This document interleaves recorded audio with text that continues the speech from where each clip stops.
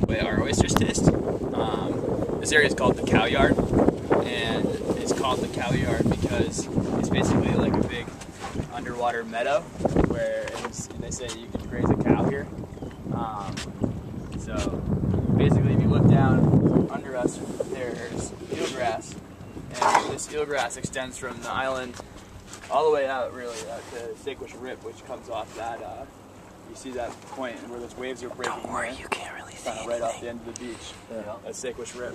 So you have this big underground meadow, and what this is it provides a habitat for a lot of the food that our oysters end up eating.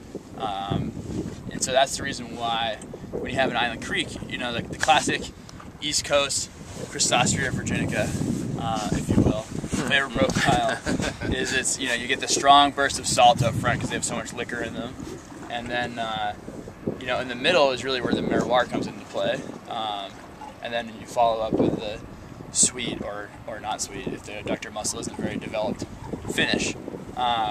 So whereas with like the big rocks, for instance, which are grown over a sandy bottom, off the bottom their whole life, they're really savory. You know, you have a lot of like chicken broth notes and kind of baked bread, all sorts of different flavors. Whereas with the island creeks in the middle, partly because of all this eelgrass and the food that's available, it's a really kind of vegetal notes.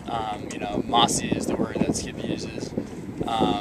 But certainly you can taste the eelgrass in there too, and so it's seaweed and you know, like there's other flavors as well, like butter and whatnot. But this is where that comes from. It also comes from the fact that they're planted directly in the bottom, which basically I'll get to when they get here. I'll explain. But when they leave the nursery, they're planted right into the mud.